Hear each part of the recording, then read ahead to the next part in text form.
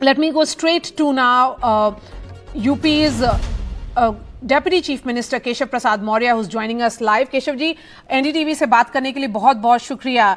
ये कहा जा रहा है कि प्रधानमंत्री अयोध्या 21 तारीख को ही पहुंच जाएंगे। आप हमारे दर्शकों के लिए कंफर्म कर सकते हैं? देखिए, जो सरकारी कार्यक्रम माननीय प्रधानमंत्री जी का होगा, वह कार्यक्रम जब जारी होगा तो उसकी सूचना तो आप लोगों को मिलेगी। लेकिन मंदिर का जो क्षेत्र है वह श्री राम जन्मभूमि तीर्थ क्षेत्र ट्रस्ट के माध्यम से वहां की व्यवस्था दी जा रही है, वहां की व्यवस्था की जा रही है। लेकिन अयोध्या धाम को भव्य दिव्य रूप में सजाने संवारने और वहां की व्यवस्था का काम सरकार के माध्यम से जरूर किया जा रहा है। और हमारा यही प्रयास है कि आदरणीय प्रधानमंत्री जी सहित जितने भी राम भक्त अयोध्या धाम में आ रहे हैं, 22 जनवरी को रामलला के प्राण प्रतिष्ठा समारोह में उनको कोई असुविधा ना होने पावे, यह सरकार की ओर से भी, भारतीय जनता पार्टी की ओर से भी और श्री राम जन्मभूमि तीर्थ क्षेत्र ट्रस्ट भी अपने स्तर पर व्यवस्थाएं कर रहा है। हम अयोध्या की धरती पर सभी का हार्दिक स्वागत करते हैं। सौभाग्य है कि भगवान श्री रामलला 500 साल बाद अपने जन्म स्थान पर विराजेंगे और ऐसे समय इतने राम भक्त रूपी अनेक विशिष्ट जन का आगमन, ये गौरव की बात है। और अयोध्या के लिए, उत्तर प्रदेश के लिए, हम सब के लिए भी गौरव की बात। केशव जी, लेकिन आपके विरोधी कह रहे हैं कि इतनी जल्दबाजी क्यों है? मंदिर बनने का पूरा इंतजार क्यों नहीं कर सकती थी भाजपा? क्या ये जो टाइमिंग है प्राण प्रतिष्ठा की, वो चुनाव को देख करके रखा गया है? ये सब वोट बैंक की राजनीति करने वाले बहाने खोज रहे हैं, लेकिन उनको यह मालूम नहीं है कि इस देश के कोटि कोटि राम भक्त 22 जनवरी का इंतजार कर रहे हैं और रामलला के भव्य मंदिर निर्माण का कार्य चल रहा है और रामलला वहां पहुंच चुके हैं। प्राण प्रतिष्ठा का कार्यक्रम जो संपन्न होने वाला है, उसमें ना आने का बहाना खोजना वोट बैंक की राजनीति के अतिरिक्त कुछ नहीं है। जो राम भक्त है, राष्ट्र भक्त है, वह अयोध्या 22 जनवरी को आएगा। 22 जनवरी जो अब प्राण प्रतिष्ठा का समारोह संपन्न होने जा रहा है, उस दिन की तुलना और किसी दिन से नहीं हो सकती है। लेकिन रामलला का भव्य मंदिर बन जाएगा।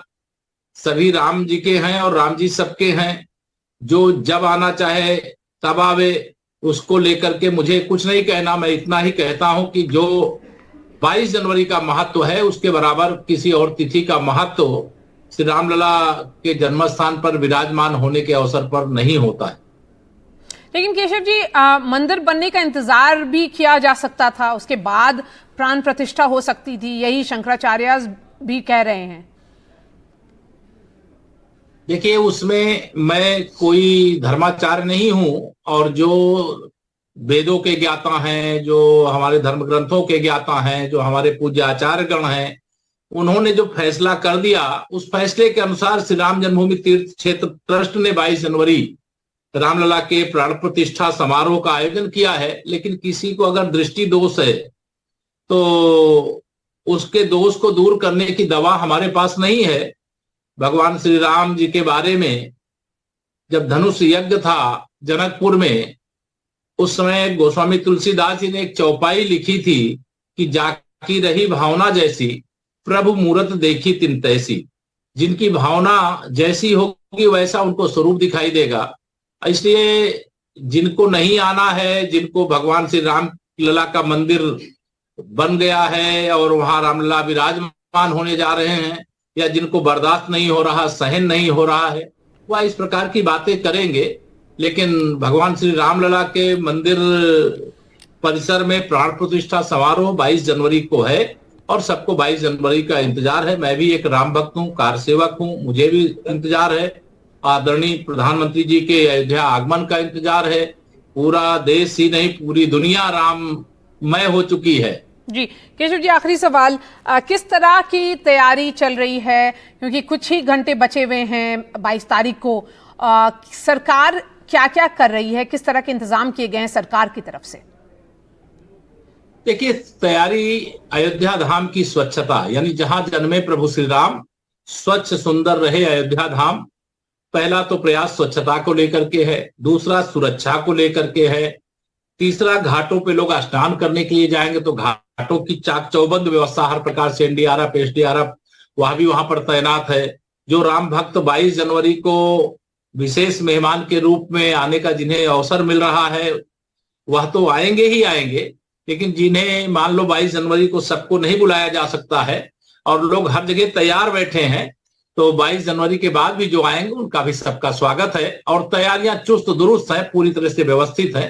तैयारियों को लेकर के मैं समस्त राम भक्तों को आश्वस्त करना चाहता हूं कि माननीय प्रधानमंत्री नरेंद्र मोदी जी के मार्गदर्शन में, उनके निर्देश के क्रम में अयोध्या धाम जहां रामलला के विराजमान होने का यह सुअवसर आया है, वह माननीय प्रधानमंत्री श्री नरेंद्र मोदी जी के नेतृत्व में केंद्र में अगर सरकार नहीं बनती तो यह दिन हम नहीं देख पाते। अनेक राम भक्तों का संघर्ष सफल हो गया, बलिदान सफल हो गया, रामलला अपने जन्म स्थान पर आ गए। यह सौभाग्य का विषय है। यह रामलला का मंदिर राम मंदिर भी है, राष्ट्र मंदिर भी है। Keshav Prasad Maurya, deputy chief minister of Uttar Pradesh, thank you so much for speaking to NDTV.